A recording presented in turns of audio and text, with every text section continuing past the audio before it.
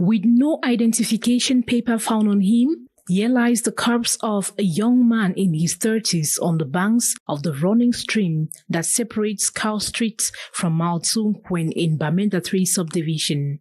Some locals say they woke up this Wednesday morning, February 19, 2025, to find the mortal remains, while others like this vegetable seller attest to being harassed for money the previous night. He just jumped from my head. So I said, now. He just jumped from my head. And so, whoom. They named the corpse, talk of internal fracture, probably clubbed, transported the remains to the of Give Your Own Support to extort money from citizens around Cow Streets, Total and Mobile Nquen, and Ghana Street. Over in next door Bali, wild flames have the same last night ravaged the some commercial sheds around the town square at Ntatfuang.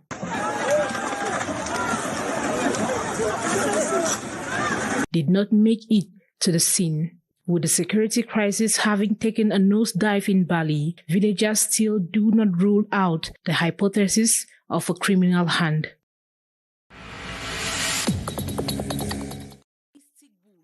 It was in the thick bush near Sinkom in the Dibamba district close the day before he had set off for Idea, but unfortunately he never reached his destination. Concerned by his sudden disappearance, Thomas B.'s family began searching for him. His remains were eventually discovered in the early hours of the morning. Dead. But the discovery didn't stop there. On that same site, 3 other bodies were found in a highly decomposed state, and another one, fortunately still alive, was found bound and in a feverish state. We shall find other bodies. We were told that last night there was another aggression this week. Emmanuel, a resident of Sinkom and a victim of a similar attack 3 years ago, describes the methods used by the bandits to attack motorcycles and cars. The operation mode with commercial bike riders is that they hire you at a certain distance, they tell you to wait another person who is joining, and together they attack you. The discovery of these bodies has left the residents of Sinkom shocked and fearful for their lives. They are calling on the authorities for help to ensure justice is served and for security to be restored in their community. It is too much. We are living this ordeal every day. We need heightened security in our land. A complaint has been filed with the Lobajek Gendarmerie to identify the perpetrators of these crimes. The tragic incident occurred in February 2024 in Kambe in the northwest region of Cameroon. These 3 teenagers left their homes on that fateful day to the ceremonial ground to be part of the 11th February 2024 March Past. Suddenly, the explosion of an improvised device created panic and fear gripped the entire ceremonial ground. Many lives perished and several injured recorded. Amongst the victims are Cynthia, Emanuela, and Marilyn. They all lost their lives, and life has never remained the same for these 3 young girls. Today, we travel to Mile 14 in the outskirts of Boya, where we made a stop in Arch to spend the day with the 3 victims of the 2024 Kambe bomb blast. I'm very happy to see him because I never knew that I can see the bishop, but today I've seen him. So I'm very grateful to see him. I'm thanking him for visiting us today. We are very happy to see him.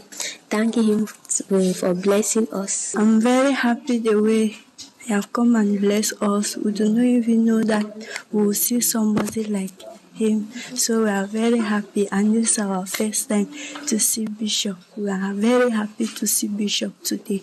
Their situation is gradually returning to normal. We feel very happy and we feel supported and encouraged by the presence of the Bishop today in our midst, not just to visit these patients who suffer from the crisis, but the other patients in the world. It's always very encouraging when the Father gives you a pat at the back. Victims of the 2024 Kambe bomb blast are calling on the government to provide their needs. Across markets in Douala, traders are responding to the growing demand for blackout survival essentials. Rechargeable fans, electric mosquito rackets, and insecticides are among the most sought-after items, with options available to suit different budgets. For many, these gadgets provide much-needed relief, even if only temporarily. Normally, when there is a power outage, I rely on rechargeable fans and insecticides. I know these insecticides are not good for our health, but we have no choice. When the power goes out, I use a mosquito racket, which has been very helpful. I also rely on rechargeable fans when needed, but not everyone can afford them. Instead, many residents rely on traditional methods, handheld fans, and sleeping under mosquito nets are some of the ways people are managing. For those of us who can't afford certain electronic devices, we stay outside to enjoy the natural fresh air when the power is out. Once it returns, we go back inside and make sure to use a mosquito net. As power cuts persist, residents of Douala continue to find resourceful ways to adapt, highlighting both resilience and frustration as they wait for a more stable electricity supply. A political tremor has struck Cameroon's ruling party, the Cameroon's People's Democratic Movement, CPDM, following the resignation of several senior political leaders from its Ngaoundéré 1 section. The defectors have crossed over to the National Union for Democracy and Progress, UNDP, led nationally by Bello Boba Maigari. The official presentation of the new recruits took place at the Ngaoundéré ceremonial ground during the installation ceremony of the newly restructured Divisional Section Bureau for Vina. The event was marked by vibrant displays of party support, underscoring the UNDP's renewed political momentum in the region.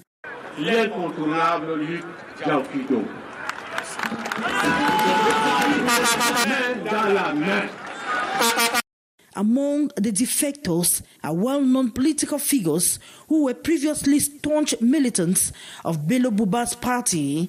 Their earlier departure from the UNDP to the CPDM had raised eyebrows. However, in a dramatic reversal, they now publicly admit regretting that decision, pledging unwavering loyalty to the UNDP going forward. J'ai retrouvé l'amour, la paix, la solidarité, l'entente dans l'UNDP. Bobo Saliu, whose leadership was reaffirmed during the ceremony, is now considered the undisputed head of the UNDP in the Vina. He took the opportunity to underscore his commitment to the party's strategic objectives. Meanwhile, the CPDM leadership in Ngaoundéré 1 has chosen to remain silent. Attempts to obtain comments from officials were met with dismissal, with one senior member describing the defections as unnecessary noise. Yesterday, February 18, political parties continued the operation to woo voters ahead of the presidential race, scheduled for October this year. CPD and PCRN are vying to boost ongoing voters' registration in the country. While the CPDM was at Tutuli neighborhood under Yaoundé 4, the PCRN focused on Yaoundé 6 at Entrée Simbok, charming especially the youths. I really want to vote for change. I'm very happy for this opportunity. I register hoping this time things will change. We have suffered a lot. Now we have come to support him to carry us further.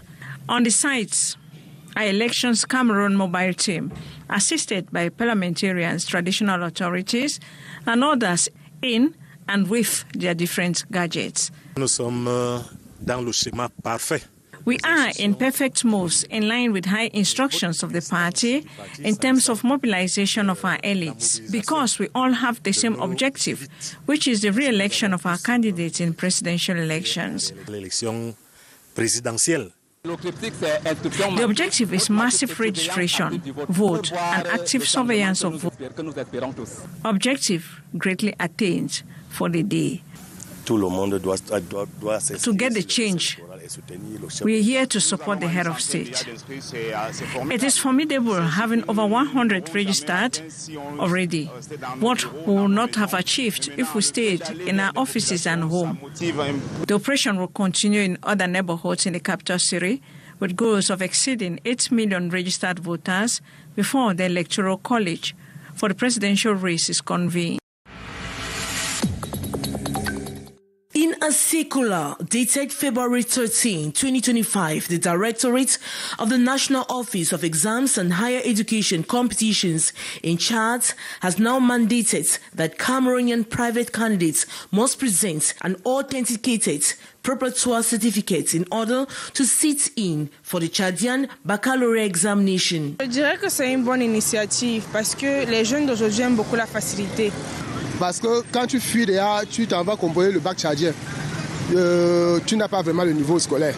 Il faut que les deux États s'asseyent parce qu'il s'agit de questions qui ont trait à l'éducation.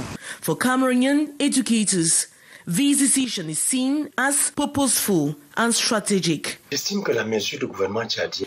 I believe the Chadian government's decision aims to establish a form of credibility. We are aware in Cameroon that when we used to discuss Chadian certificate and the Chadian back, it wasn't to honor the individual. This decision could raise the standard of this examination and ensure a commendable level of back holders. Moreover, the Chadian government's decision lends credibility to the préparatoire exam, which has been a subject of controversy in Cameroon. To be admitted subsequently, candidates must have at least 10 on 20 in all their major subjects. This move could also be part of a broader initiative to harmonize the educational system across the Central African region, according to secondary school features in Cameroon. Feels particularly appropriate to come and see the Commission this week, as Thursday is International Day of the Mother Tongue. And if one thing I've learnt about Cameroon in my time here so far is its amazing diversity in every sense. And so not just bilingualism, but also diversity more broadly. And so we were discussing this and all the activities of the Commission in the last 8 years to foster this and to advocate for all the advantages that brings Cameroon. It's something that I personally believe in very passionately, and how to harness diversity, in pursuit of national objectives. It's something which I think is a very important thing to do. Canal International.